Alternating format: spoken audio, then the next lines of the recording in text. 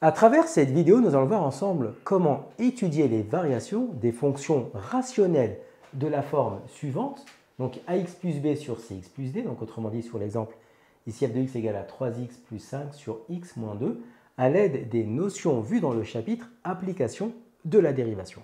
Donc en fait ici nous avons la fonction f donc, qui est donnée, donc elle est définie sur l'intervalle moins l'infini 2 union 2 plus l'infini, parce qu'ici il y a une valeur interdite, vous êtes d'accord, vous en souvenez, hein? La valeur interdite ici, parce qu'on ne peut pas diviser par 0, la valeur interdite, c'est, on résout l'équation x est égal à 2, x moins 2 égale à 0, pardon, donc x égale à 2, et donc ici, 2 est la valeur interdite. Et donc en fait ici, pour les fonctions qui sont rationnelles, c'est-à-dire les fonctions qui ont ici la forme ax plus b sur cx plus d, dans l'exemple que nous allons étudier, toutes ces fonctions-là sont dérivables sur leur ensemble de définitions, et donc c'est-à-dire en fait sur tout R privé de la valeur interdite, et ici en l'occurrence 2. Donc pour ça ici on peut dire que f est dérivable sur l'intervalle moins l'infini 2 union 2 plus l'infini. Donc ça c'est important quand même de l'écrire, ça explique en fait à votre professeur que vous avez compris quand est-ce que nous pouvons étudier des fonctions dérivées. Sur quel intervalle? Ici, c'est une fonction rationnelle, valeur interdite, on doit l'exclure. Donc, une fois qu'on a fait ça, maintenant, on va pouvoir, ici, répondre aux trois questions qui sont demandées. Donc, la première question, c'est quoi? C'est de calculer la dérivée de la fonction f. La deuxième question, c'est d'étudier le signe de f' de x en fonction de x. Et enfin, de dresser le tableau de variation de la fonction f. N'oublions pas que ces trois questions peuvent être résumées en une seule, c'est-à-dire tout simplement étudier les variations de f. Donc en fait ici, première question, on veut faire la dérivée. Donc pour faire la dérivée ici, on a la formule u sur v. C'est une fonction rationnelle, c'est une fraction, c'est un quotient. Donc on va faire u sur v.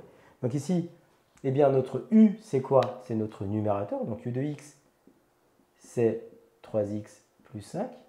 Notre v de x, c'est x moins 2. Donc on va calculer respectivement u' de x et v' de x. Donc u' de x, bon, ici c'est 3, nous sommes d'accord. Et x moins 2, sa dérivée, c'est 1. Donc on va pouvoir maintenant appliquer la formule u'v moins uv' sur v carré. Hein. Donc f' de x. Donc on aura sur v carré, donc sur x moins 2 au carré. Et puis au numérateur, u' fois v, donc 3 fois x moins 2. Ensuite, moins u fois v', donc moins 3x plus 5 fois 1. Donc on va poursuivre ici nos calculs. Donc f' de x, donc le dénominateur ne changera pas, c'est x moins 2 au carré. Et pour le numérateur, donc on va développer 3 fois x, donc 3x, moins 6. Et là on va garder le moins. Après on va changer les signes, d'accord? Donc là on a, c'est fois 1, donc ça ne va pas changer, hein, ça fait 3x plus 5. Et ensuite, comme on a un moins ici devant la parenthèse, on va pouvoir changer les signes. Vous êtes d'accord? Donc ici, ça va nous faire f' de x. On a x moins 2 au carré, donc 3x moins 6, moins 3x moins 5. Et donc au final, on a f' de x qui va s'écrire donc au numérateur, tout simplement moins 11, parce que 3x moins 3x, ça va se simplifier. Donc moins 11 sur x moins 2, le tout au carré. Donc ça, c'est notre dérivée. On va passer maintenant à la question numéro 2, c'est le signe de notre dérivée. Donc dans notre situation, pour faire le signe, je vais faire un tableau pour résumer tout ce qu'on va dire. Donc on travaille sur moins l'infini plus l'infini. Donc on va voir ici, c'est un quotient, donc je vais faire le signe du numérateur, donc signe de moins 11. Ensuite, je vais avoir le signe du dénominateur, donc signe de x moins 2 au carré, le signe de f' de x, et enfin, on va laisser la place pour la question numéro 3, c'est-à-dire les variations ici de f. Donc si on regarde, on n'oublie pas une chose, c'est que f, son domaine de définition et son domaine de dérivabilité qui sont les mêmes, c'est sur l'intervalle moins l'infini 2 union 2 plus l'infini. Ça veut dire quoi? C'est-à-dire que 2 est une valeur interdite. Donc là, ici, on va mettre le 2 dans notre tableau.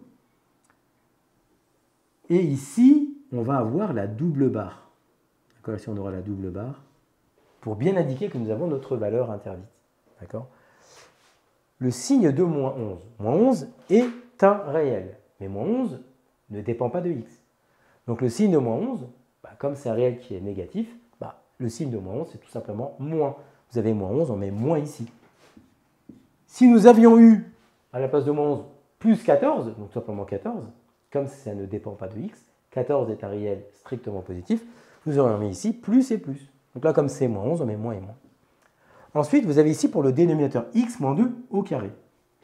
Alors, x moins 2 au carré, c'est un carré, c'est tout un carré. Donc un carré est positif ou nul. Donc en fait ici, eh bien, pas de calcul à faire spécifique, c'est un carré étant positif ou nul, eh bien, ça va être positif. Donc ici, on aura positif et là, positif. En 2, ça annule le x moins 2 au carré, donc on va mettre ici un 0. On peut également mettre une double barre partout pour dire c'est ma valeur interdite, donc je ne regarde, pour n'importe quelle expression, je ne regarderai pas ce qui se passe en 2. Ça peut également se faire, mais on peut la faire apparaître impérativement ici, parce que c'est un quotient. Là, on n'est pas nécessairement obligé de le faire, mais il peut y avoir deux écoles. Vous pouvez mettre une double barre partout, et ça restera cohérent, parce que c'est bien la valeur interdite pour la fonction f, donc on ne veut pas du tout travailler avec la valeur 2 ici. Donc, mais là, en l'occurrence, x moins 2 au carré s'annule en 2, donc c'est pour ça qu'ici, on peut mettre un 0. Maintenant, on a un quotient, donc on va appliquer la règle des signes. Par avec des signes, eh bien, le numérateur étant négatif et le dénominateur étant positif, la règle des signes, moins par plus, ça nous fait moins, et moins par plus, ça nous fait ici moins. Donc là, on a fait le signe de f' de x. Maintenant, on passe à la question numéro 3, c'est-à-dire, en fait, on va faire les variations. Donc là, ça se fait directement dans le tableau. On a les variations de f de x, et donc là, c'est très simple. On n'oublie pas qu'il va y avoir ici la continuité pour ma double barre, pour indiquer qu'ici, c'est ma valeur interdite pour x est égal à 2. Et ensuite, avec le rappel, on sait que si une fonction est négative, si la dérivée est négative en termes de signe, donc si f' est négative sur l'intervalle moins l'infini 2, eh bien, en l'occurrence, f sur ce même intervalle va être décroissant. Donc ici, on aura décroissant. Et la même chose ici, f' étant négative, eh bien, on va pouvoir dire que f sur cet intervalle va être décroissant. Et donc ici, à travers cette vidéo, on a vu comment étudier les variations des fonctions qu'on appelle des fonctions rationnelles et plus précisément la forme ax plus b sur cx plus d. On va également faire une vidéo avec les fonctions rationnelles avec ax au carré plus bx plus c sur dx plus e. Donc ça va faire l'objet d'une prochaine vidéo. Comme tu as kiffé la vidéo et que tu veux des bonnes notes en maths, alors tu mets un pouce bleu, tu t'abonnes à notre chaîne, tu poses un commentaire, on y répond sans problème. Ensuite, on t'embarque avec nous sur g20enmaths.com. Des exercices corrigés, des détails de ouf avec ça. Plus d'excuses pour ne pas avoir de bonnes notes en maths. Et bien sûr, rendez-vous sur nos réseaux sociaux.